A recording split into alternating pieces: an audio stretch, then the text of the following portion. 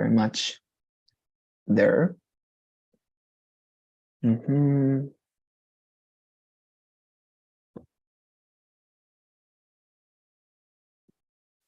Okay, Wondrous. We're live. Okay, thank you very much then. So we're gonna practice for the listening section, as I say, in tonight's class. Okay, so here I have the material already prepared. We're going to start with a conversation, okay, dear Daniela, so please prepare your headphones and your notes as you listen to this conversation, okay? And then we're going to respond to the question. So please start listening. Now listen to a conversation between a student and a professor. So, Aaron, in your email you said you wanted to talk about the exam. Yeah, I've just never taken a class with so many different readings. I've managed to keep up with all the assignments, but I'm not sure how to... How to review everything? Yeah. In other classes I've had, there's usually just one book to review, not 3 different books, plus all those other text excerpts and videos. Well, developmental psychology is a little more, involved compared to some other subjects. You've looked at the study guide, I assume. Kind of. Yes. I mean, I haven't gone through the whole thing yet. I'm still just doing the stuff on the first page. You haven't looked at the second page of the study guide at all yet? No, I've barely had time to go back over the first 2 readings from the first page. Well, no wonder you're so confused about where to start. Let me show you a copy of the study guide. Look here. See what it says at the top of the page? This first page is just a list of all the text and videos that'll be on the test. The actual guide is on the second page. See? Oh, wow. And it says what I need to remember from each reading. Uh-huh. So for example, from the Intro to Adolescent Psychology book, you only need to review the developmental stages from Chapter 2. And it looks like I need to know everything from the main textbook, the big one. Right. You'll want to review all the core concepts in the first 4 chapters of Development Through Lifespan. Well, almost all. I forgot to mention this on the study guide, but the test won't really go into Freud's stages of development. Those are a little, outdated compared to newer research. But we're still going over all of Piaget's developmental stages for children, right? Exactly. And notice that you only need to review about half of the supplemental readings, just the ones that focus on adult psychological development, and the video on Alzheimer's disease, the brain disorder in elderly people. See, I marked it right here. Okay. I feel like I understand a lot better now. I guess I should have looked at the second page, huh? Yeah, and I actually did mention that in class. You know, you really should have checked with your classmates before coming to me. Well, I've always studied alone before. I don't think students should be studying solo in any class. It's always better to study with a partner or a group. It can really help avoid confusion. Yeah, I've really had trouble keeping up in class so far. I think I'll join the class study group in the library tonight. Yeah, please do. Your classmates can probably help you more than I could. You know, when it comes to organizing your notes, getting together a good study strategy, that sort of thing. All right, great. Well, let us start them. I know that somebody else got into, and of course, won't be able to respond this one, but is it okay if we repeat this conversation, dear Daniela, for your classmates to listen? Yes, teacher, no problem. Oh, okay, fantastic. So great. Let us listen once again, okay, to this lecture, excuse me, to this conversation, and then we're going to respond together. Okay, so let's go. Now listen to a conversation between a student and a professor. So, Aaron, in your email you said you wanted to talk about the exam. Yeah, I've just never taken a class with so many different readings. I've managed to keep up with all the assignments, but I'm not sure how to... How to review everything? Yeah. In other classes I've had, there's usually just one book to review, not 3 different books, plus all those other text excerpts and videos. Well, developmental psychology is a little more, involved compared to some other subjects. You've looked at the study guide, I assume. Kind of. Yes, I mean, I haven't gone through the whole thing yet. I'm still just doing the stuff on the first page. You haven't looked at the second page of the study guide at all yet? No, I've barely had time to go back over the first two readings from the first page. Well, no wonder you're so confused about where to start. Let me show you a copy of the study guide. Look here. See what it says at the top of the page? This first page is just a list of all the text and videos that'll be on the test. The actual guide is on the second page. See? Oh, wow. And it says what I need to remember from each reading. Uh-huh. So for example, from the Intro to Adolescent Psychology book, you only need to review the developmental stages from Chapter 2. And it looks like I need to know everything from the main textbook, the big one. Right. You'll want to review all the core concepts in the first 4 chapters of Development Through Lifespan. Well, almost all. I forgot to mention this on the study guide, but the test won't really go into Freud's stages of development. Those are a little, outdated compared to newer research. But we're still going over all of Piaget's developmental stages for children, right? Exactly. And notice that you only need to review about half of the supplemental readings, just the ones that focus on adult psychological development, and the video on Alzheimer's disease, the brain disorder in elderly people. See, I marked it right here. Okay. I feel like I understand a lot better now. I guess I should have looked at the second page, huh? Yeah, and I actually did mention that in class. You know, you really should have checked with your classmates before coming to me. Well, I've always studied alone before. I don't think students should be studying solo in any class. It's always better to study with a partner or a group. It can really help avoid confusion. Yeah, I've really had trouble keeping up in class so far. I think I'll join the class study group in the library tonight. Yeah, please do. Your classmates can probably help you more than I could. You know, when it comes to organizing your notes, getting together a good study strategy, that sort of thing. Great. Okay, fantastic. There you are. So now we can respond to questions together. Okay, so one by one, you're going to respond. In this case, you're Daniela. You're going to start, all right?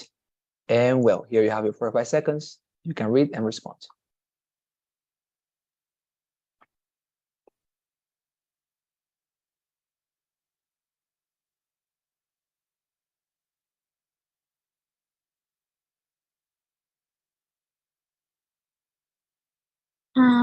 The fourth one, to discuss the best ways to prepare for Okay. the exam.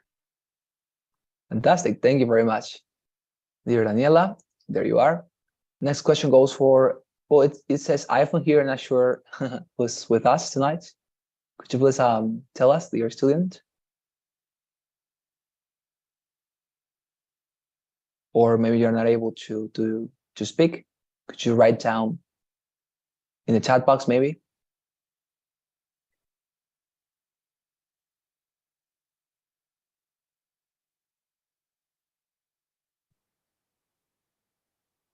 No? Okay, well, it's okay, don't worry. So whenever you're able, dear student, okay, the one that has its name as iPhone, please tell us if you're able to help us and participate, okay? Great, so let's continue with you there, Daniela. You can respond to this one as well. So here you have your 45 seconds.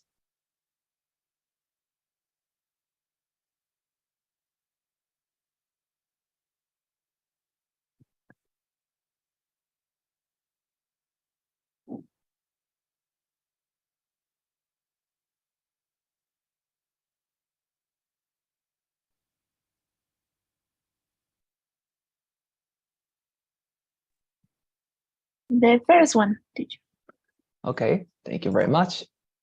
Let's go with another question. This is for you as well.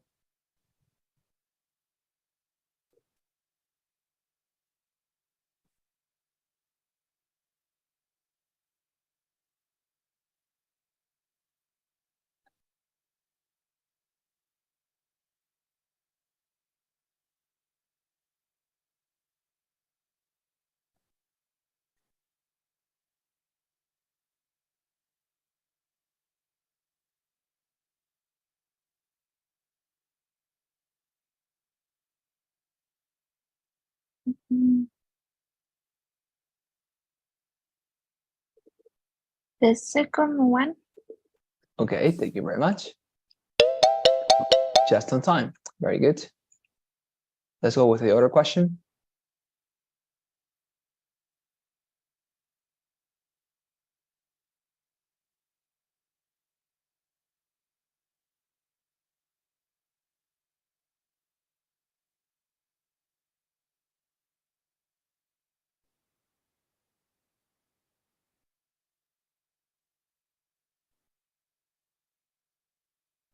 The third one.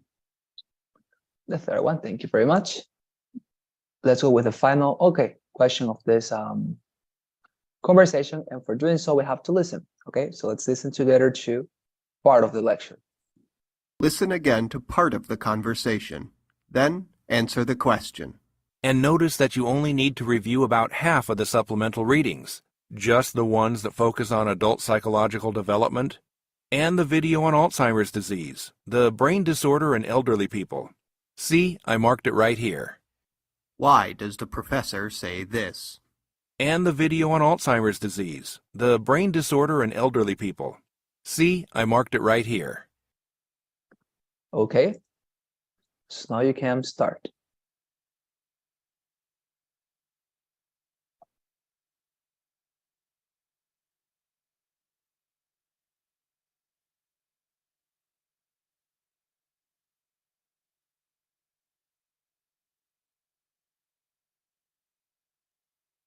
The fourth one.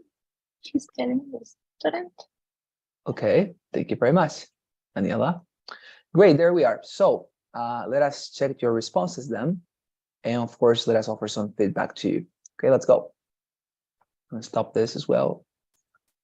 Great, so let's go. Fifth one, fourth one, third one, second one, and whoa, fantastic. 5 out of 5. Great, congratulations, Daniela.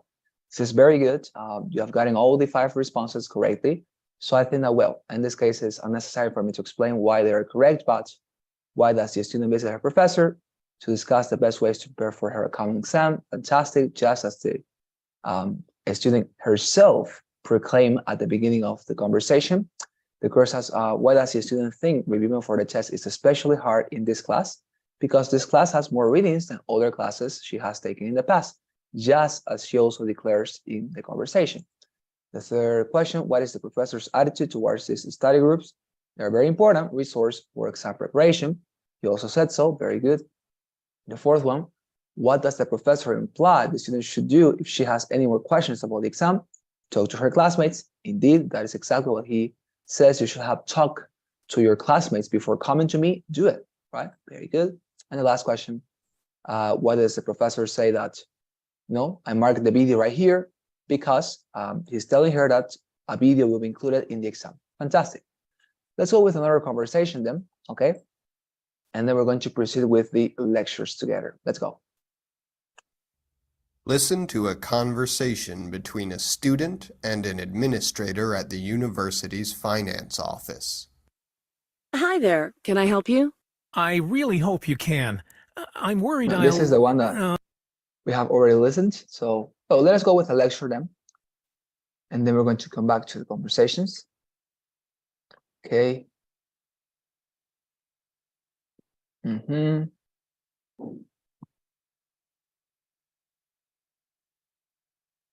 Let's go. Let's listen. Listen to part of a lecture in a business class. So we've been talking about retail stores. Stores that sell items to individual customers, to the general public. Retail markets are very competitive, with many different stores selling the same things. This city alone has something like 20 grocery stores, 10 hardware stores, a half dozen drugstores. You get the idea. So how do all these stores stay competitive? How can each store stay at the top of its game and get as many customers as possible? Well, retail customers care a lot about value, getting the most bang for their buck. So retail stores compete with each other by trying to offer the best deals on popular items. A certain kind of very cheap item is called a loss leader. A loss leader is something a store sells at below cost. for less than they paid for it, to attract customers into the store. Take, an electronics store. It might buy a popular brand of battery from the manufacturer for $3 a pack. Then they might sell the packs of batteries to customers for just $1 each. When customers hear how cheap the batteries are, they'll come to the store that's selling them. The idea behind a loss leader is that customers will come to the store to buy that really cheap item. And then they'll stay in that store and buy other things that are being sold at a profit. Say, a grocery store is selling bread below cost. It's losing money on the bread, but with any luck, the people who come to buy the bread will also buy other groceries and other goods like, toilet paper, garbage bags. The store loses a little money on its loss leader, the bread, but with all the other things that customers buy when they're getting the bread, the store could be making a killing. Lots of profit to offset just a little loss. Now, loss leader items have a few common characteristics. First, a loss leader will be a popular item, usually something that people need to buy again and again, like the batteries or bread I mentioned, or maybe soap or napkins. That way people remember what the normal price is. They see the much lower price of the loss leader and they know it's a steal. Next, loss leaders are almost never at the front of a store. You see, store managers want the customers to find and purchase other more profitable items while they shop for loss leaders.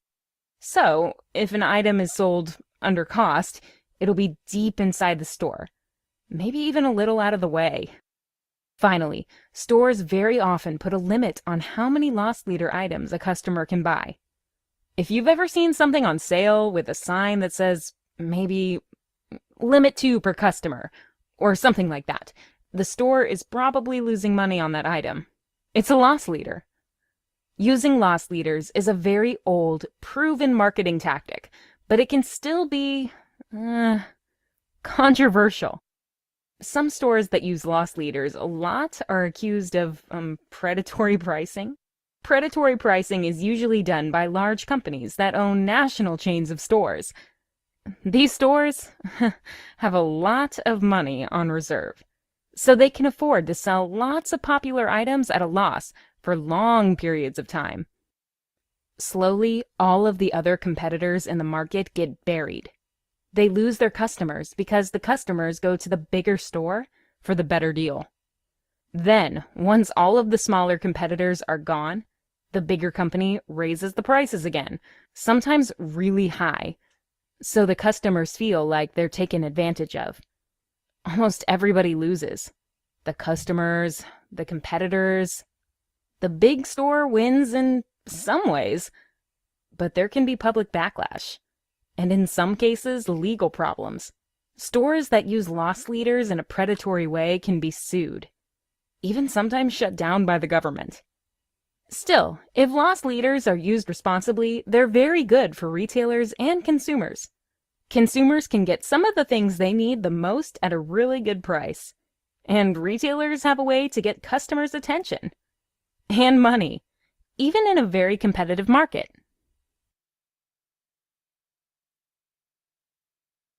Great. There we are. Fantastic. Well, let's go and respond then together, dear Daniela. Great. So let's start with the first question. You have your 45 seconds. You can respond.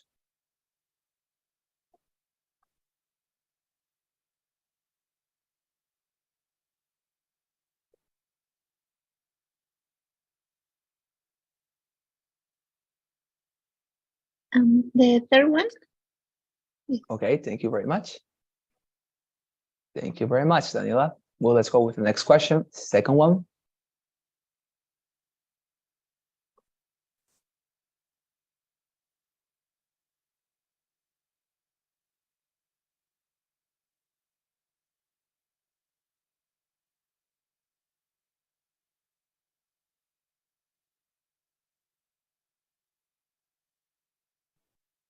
The first one and the last one. Okay, thank you very much. Let's go with the third one. Here we are.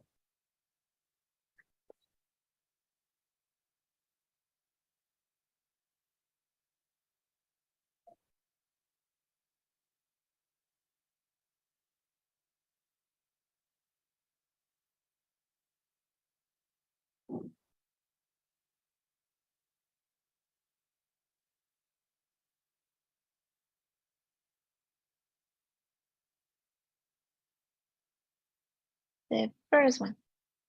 The first one, thank you very much. Let's continue with the fourth question.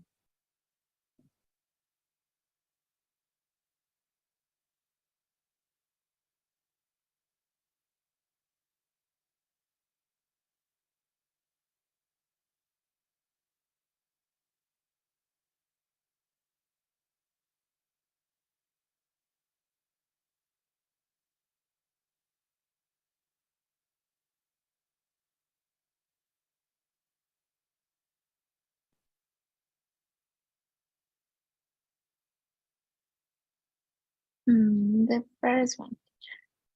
The first one, okay, thank you. All right, fifth question now.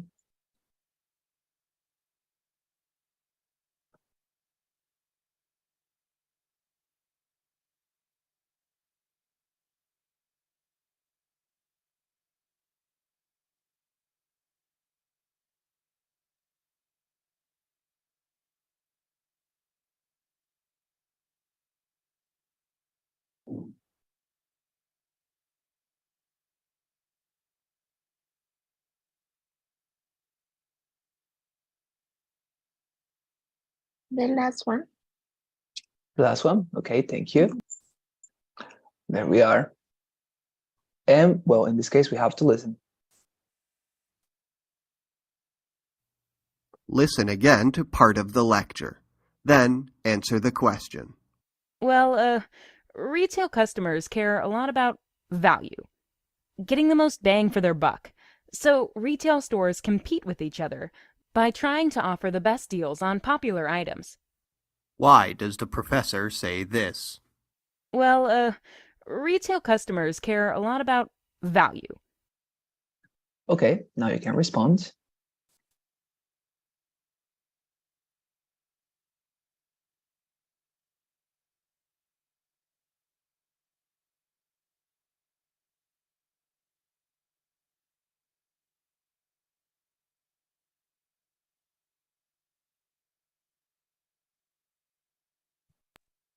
The first one.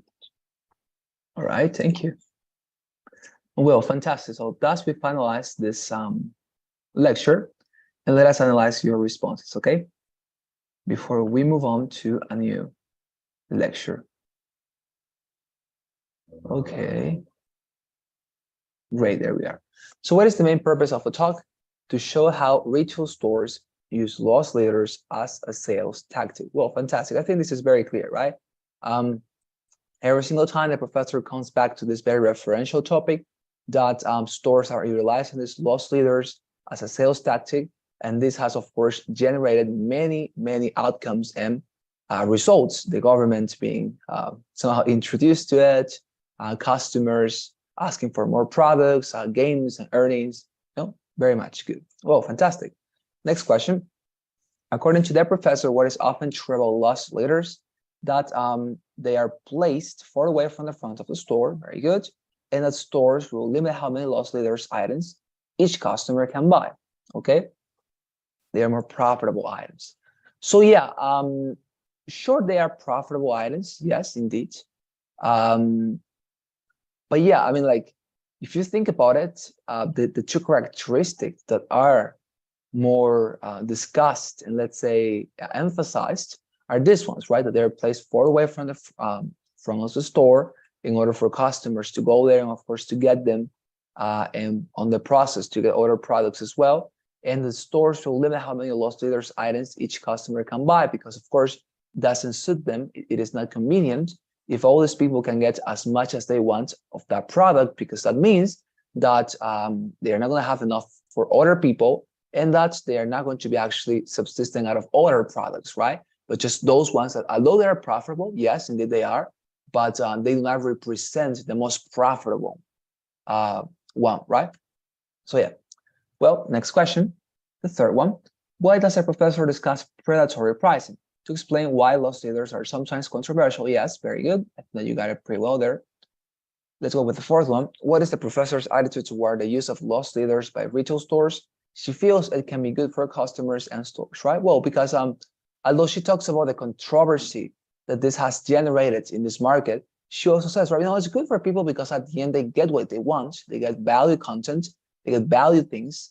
But nonetheless, of course, stores also make a profit out of this, and they generate and they create some techniques for taking advantage and availing of these particular products, as putting them at the bottom of the store to get the attention on other products that are more profitable, et cetera, et cetera. So yeah, at the end, everybody is benefiting out of this particular product, right? The loss leaders. Well, very good. Let's go with the next question.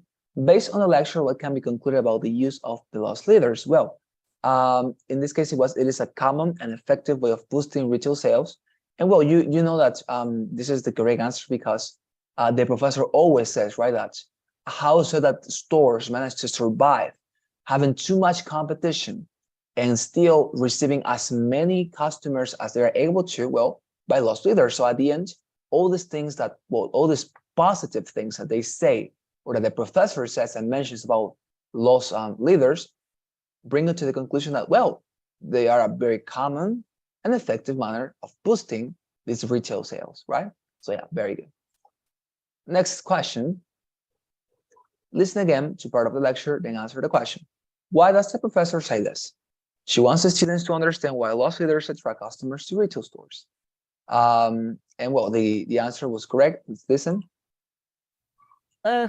Retail customers care a lot about value. Exactly, yeah. And this is because the professor says this sentence right before she's going to discuss loss leaders and how it said that these loss leaders supply the demand for valuable products that offer, of course, the best deal for the money people get introduced within these stores, right? So yeah, fantastic. Well, I think that it was a very good exercise. I think that you got more correct answers than wrong answers, so fantastic.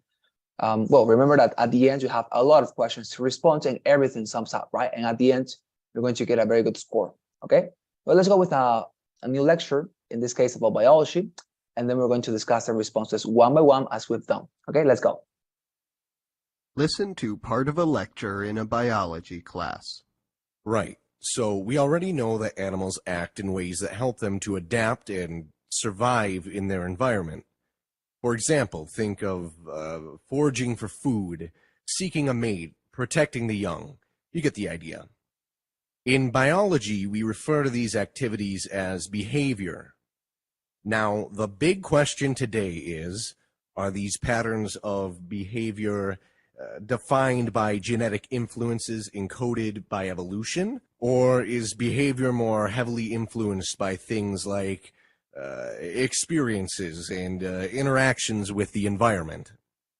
Now, in order to find genetic links to behavior, you first need to get rid of, deactivate, or manipulate a gene or several genes in order to see if this deactivation has a specific effect on an organism's behavior. One of the earliest genes to be connected to behavior was discovered in the 1970s, and it is called period.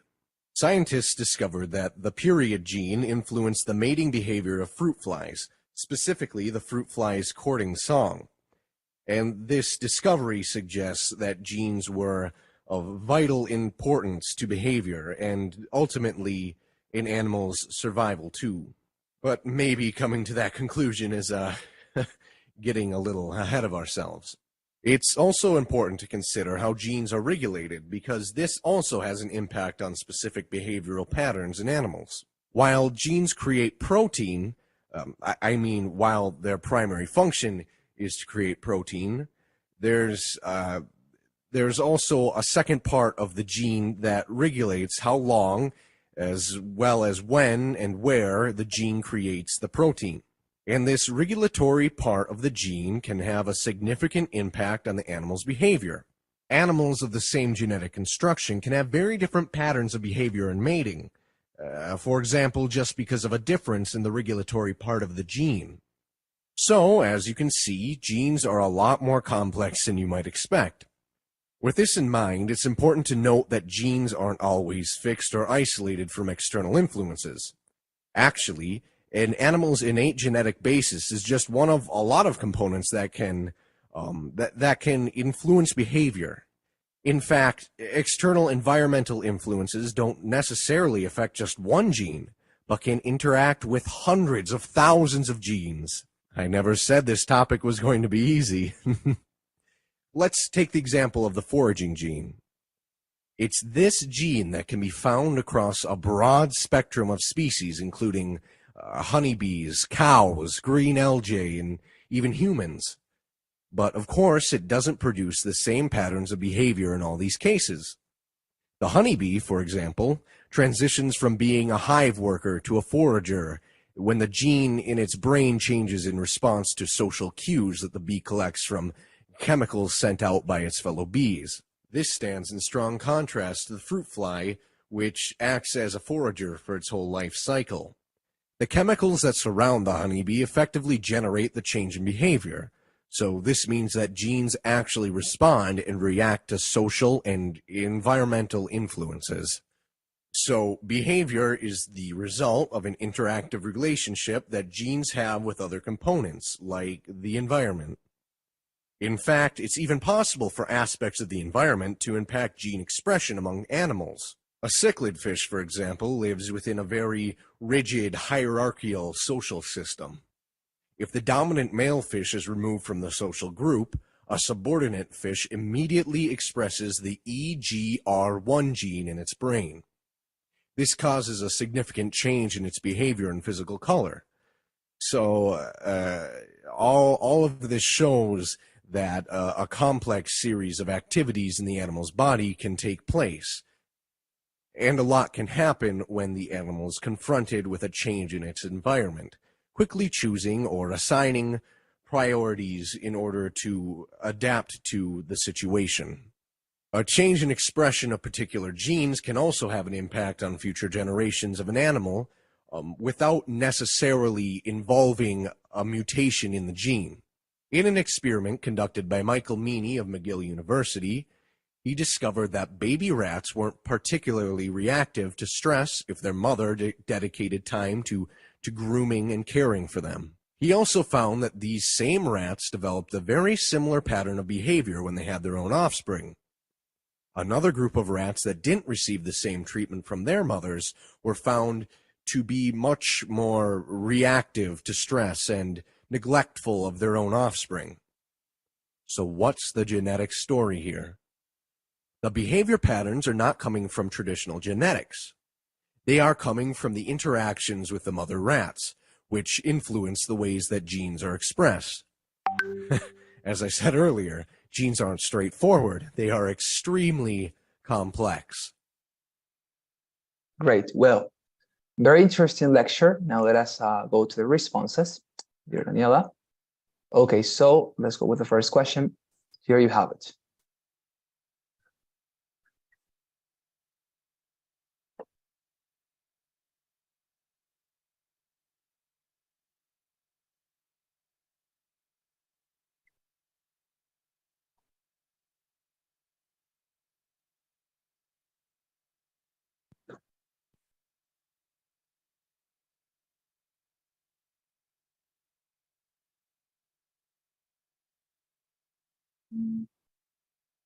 The last one, teacher.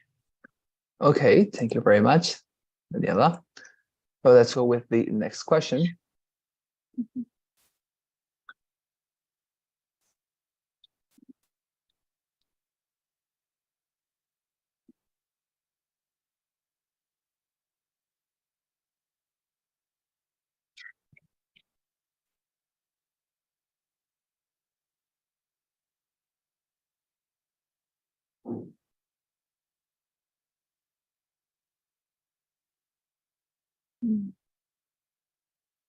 The second one. Okay, thank you very much. Your question.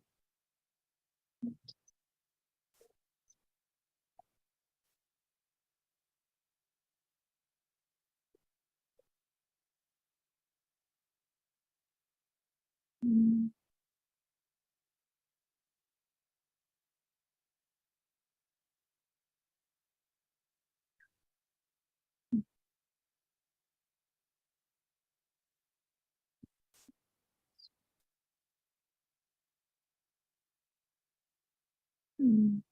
The last.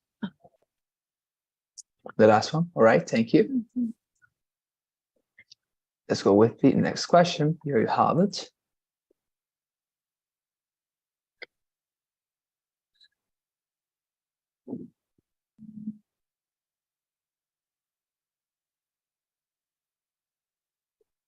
Mm,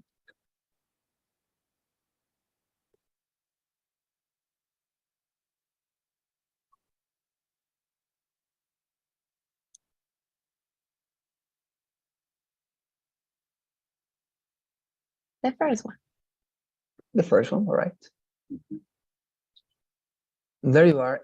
Well, let's listen to this audio together before we respond the question.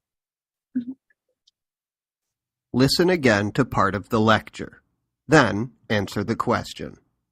Scientists discovered that the period gene influenced the mating behavior of fruit flies, specifically the fruit fly's courting song. And this discovery suggests that genes were of vital importance to behavior and ultimately in animals' survival too. But maybe coming to that conclusion is getting a little ahead of ourselves. What does the professor mean when he says this? But maybe coming to that conclusion is getting a little ahead of ourselves. All right, let's go.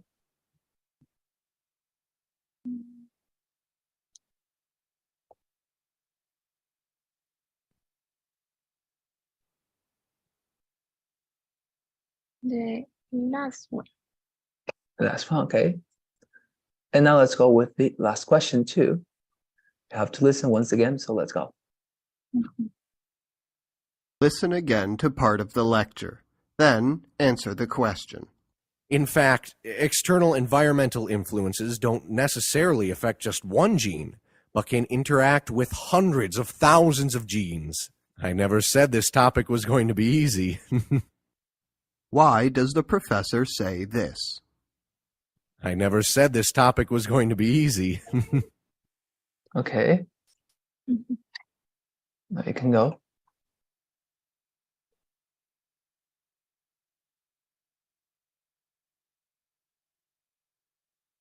The last one. Okay. And there we are. Very good. Okay, so now let's go and check out your responses. All right, great. Okay. Awesome. So, what is the main topic of the lecture? The nuances of a component that influences animal behavior. Yeah, and this is true, because notice that the component in this case is, well, the gene, right? And, well, the different variations of this gene, the period gene, the mating gene, and of course, the other one mentioned, right, in the lecture, a series of specific patterns of animal behavior and their individual explanations. This could certainly be true. Now, the problem is that we are, in this case, analyzing not the patterns of behavior as such, but we are analyzing what causes the behavior. Notice that that is very important. The professor is discussing, what determines the behavior. Some people say genes merely. Some people say experience. So what does it determine, right? Or what determines it, right? What is it determining it? So the question is not about the patterns itself, but it's about what determines the patterns, right? So that's the reason why the nuances of a component that influences, that is to say, determines animal behavior, stands as the main idea of the lecture. Okay, but anyways, don't worry, it was a very good response. Let's go to the next one. According to the professor, why is it important to know the regulatory part of a gene? It can generate varying behavioral patterns. Fantastic. I think that you got this pretty well. And the professor also mentioned such a thing very clearly, right? Well, let's go with the other question. Why does the professor discuss the floration gene? Okay, and this was because he wanted to show how a gene can generate differing behaviors among animals as it reacts to environmental influences. Okay, yeah, and this was a part of the debate when the professor said, actually it's not any of the responses. We've been looking for genes or experiences to shape animal behavior, but actually a combination of them or some sort of relation between them can be the source or the key point here or the source to understand the problem. And he said, well, I want to talk about the foraging gene that is actually a gene, yeah, indeed, but it's also activated or triggered by reactions and experiences in the environment of these animals, right? So yeah, he discusses to start this new, let's say, stage and epoch in his lecture when he was not talking about two options anyways or anymore, but he was discussing more options, the third one that combines both theories, right? Very good. Next question. Number 4, what can be inferred about the diversity of animal behavior? It reflects the complexity of every species as various genes and environmental elements interact. Yeah, this is exactly what you had to choose because this is the conclusion, right? Out of the third theory or hypothesis, the professor mentions that it is not genes or behavior, it is a combination of them. So yeah, what can be inferred of this animal behavior then? That it reflects complexity in the interaction of these elements, genes and experiences, right? So yeah, very good. Number 5, we're going to listen. He says this. But maybe coming to that conclusion is getting a little ahead of ourselves. Yeah, and this is the correct answer. He is suggesting that the conclusion is premature and that it requires closer scrutiny. This is the correct answer because when he say, if we believe this, that some scientists have postulated this gene is the explanation for everything, actually for the mating behavior too, I think we're a little ahead of ourselves, right? That is to say that we are being too much premature. We are saying this too rapidly. And it shouldn't be that way because we need what? More scrutiny. Of course, this is not said, but of course, that is the thing here that you are inferring, right? You are inferring this out of the information they give you. So yeah, it's not, for example, this one, he's highlighting the advanced nature of the conclusion due to its complexity, because it's not the complexity what makes it ahead ourselves or what makes it advanced is the fact that it is too rapid. I mean, we have just discovered this, so we cannot say that this explains everything because we have just discovered this particular thing, and it's not the complexity. It's, as I say, the suddenness of such a discovery and the implications it can have and must be discussed and studied before laying some sort of commentary, right? So very good. And the final question, what does the professor say this? Let's see. I never said this topic was going to be easy. Very creepy laugh, right? But to suggest that the diversity and complexity of gene interaction can cause confusion. Yeah, and you were right because, well, that's what he says, right? I never said it would be easy because he was trying to say, yay, I know this is confusing, but I told you, this is not going to be easy. It's difficult. It's genes. It can never be easy, right? So very good. Well, fantastic. I think you got it pretty well in this one. Yeah, you had any question, dear Daniela? No, teacher, but I think that for the lectures, for me, it's more difficult than another topics. Maybe it's because I never listen these kind of lectures because I am a business administrator, so I don't used to hear this kind of topics. So maybe it's that. Yes. Yeah, you're very much right. And actually, something that I can recommend you is have something here that I want to show you. Apart from the bunch of material that I sent right to the WhatsApp group the other day, something that helped me when I was preparing myself for this was, actually you can look for example, Yale lectures, and Yale has a lot of lectures that are free Yale courses here. That if you get here in this Yale courses, I'm gonna send the link of this YouTube channel to you. You're gonna have the chance to apply to the executive master to listen to a bunch of lectures, of course, by the best professors of the world about different subjects: biology, medicine, philosophy, I don't know, computer science. And this can be helpful, okay, to practice and to improve your listening on these topics, okay? Okay, thank you so much. Yeah, my pleasure. So yeah, here you have it. This could be very much helpful to you. Okay, great. So now, before we finalize, Let us go and listen to another conversation, okay? And thus we're going to finalize our practice tonight. Let's go. All right. Let's go. Listen to a Predict each other. This is the one of the okay, but actually, you have never responded to these other questions, right? So let's listen to this one. And you're going to respond now to the 5 questions of this conversation. Okay, let's go. Listen to a conversation between a student and an administrator at the university's finance office. Hi there. Can I help you? I really hope you can. I'm worried I'm just really worried I'm going to be in trouble. Oh? Well, don't panic. Just relax. I'm sure we can deal with whatever's going on. What's the issue? Well, I've received 2 separate statements about my tuition payments in the last week, and they seem to... It looks like they kind of contradict each other. Uh-huh. I've been a student here for 2 years, and I've never gotten any notice like this before.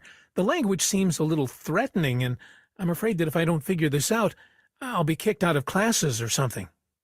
I can assure you that nobody's going to kick you out of class. We'll sort it out. Now, did you bring the letters with you? Yep, I have them right here.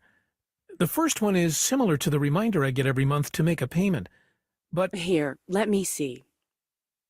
it has some extra language out of the norm there at the bottom. It says something about penalty payments. All right. And did you miss any payments that you know of? No, I've never missed one. That's strange. And what about the second notice you received? That one says it's the final warning to make a payment, or else my enrollment will be canceled. That doesn't make any sense because it's the first warning I ever got. Okay, are you sure these are the only 2 notices you got in the mail from us? Yeah, absolutely. Well, then, it certainly seems like there's been an error, because if the statement were accurate, you would have received additional notices from us. Let me just look up your account in our database and see what the problem is. Thank you so much. I'm just a little stressed out that something will go wrong with my classes. Oh, sure. Just a moment while I... Huh, here we go. I think I found the problem.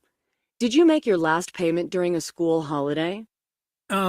Sure. I think I did. I guess I made the payment during spring break. Is that a problem?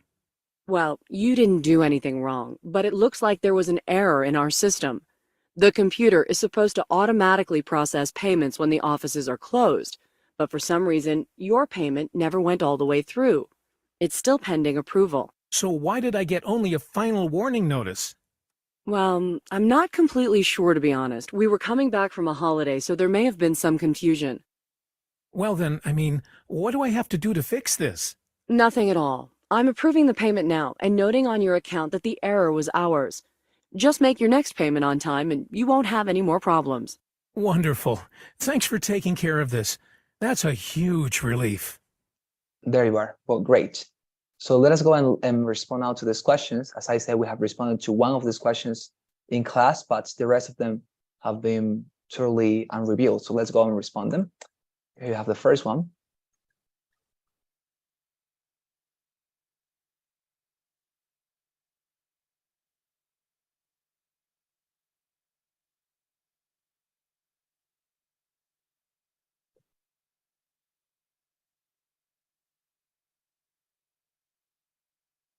The second one.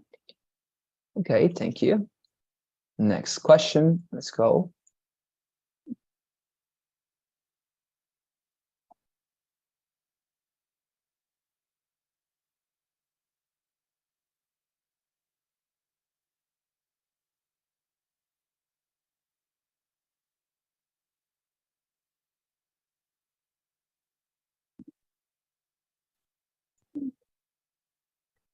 The first one. Right, the first one. Okay, next question.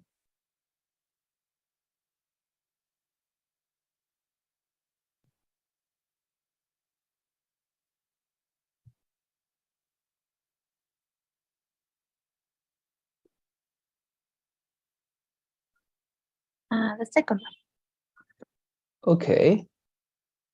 Fourth question.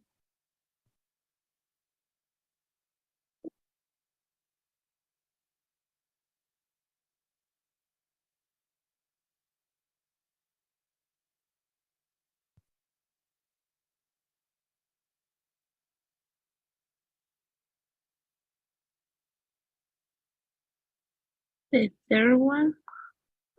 Okay, thank you very much. And now the last one, we're going to listen to part of the conversation. Listen again to part of the conversation. Then answer the question. So why did I get only a final warning notice? Well, I'm not completely sure, to be honest. We were coming back from a holiday, so there may have been some confusion. Why does the woman say this? We were coming back from a holiday, so there may have been some confusion. Okay, now you go.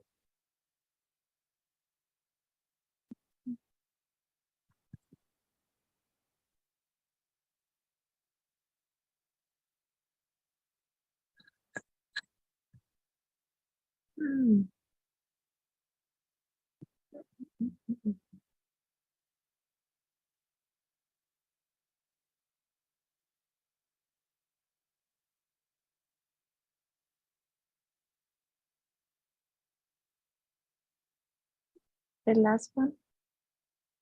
Okay, great. There we are. Fantastic. So now let's go and check them out.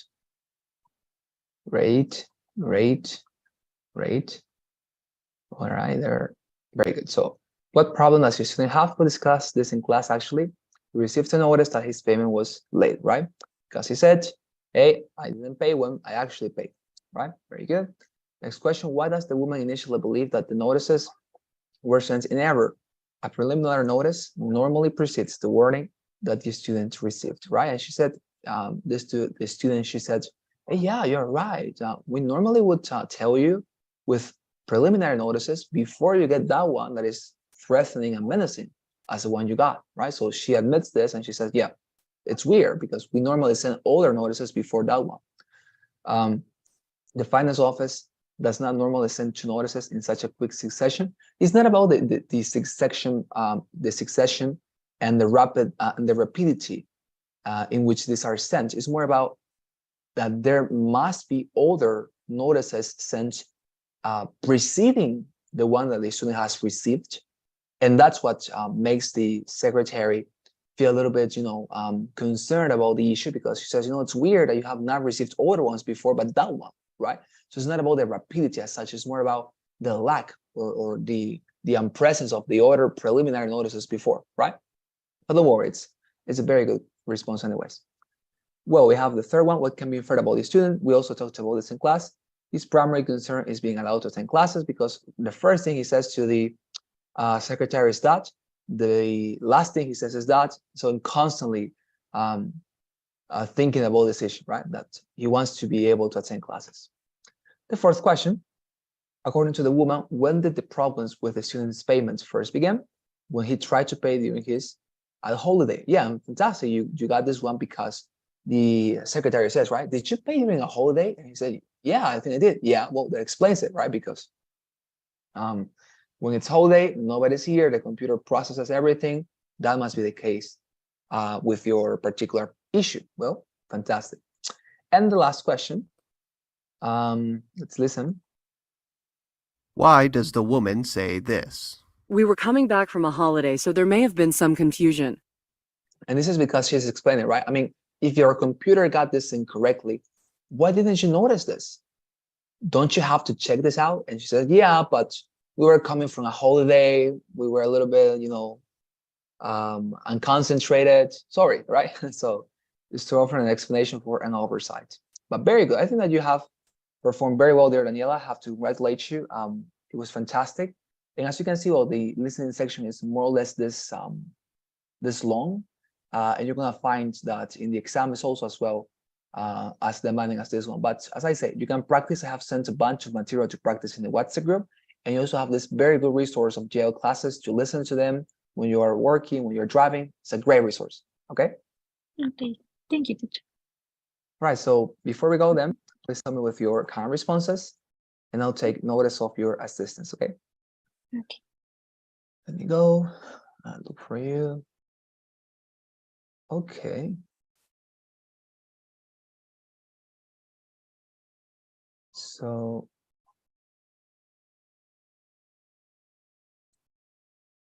yeah, Daniela Lourdes, right? Yeah. Thank you very much. Okay, thank you very much, Daniela, then for having me the only one here. I'm going to be starting a new section next week.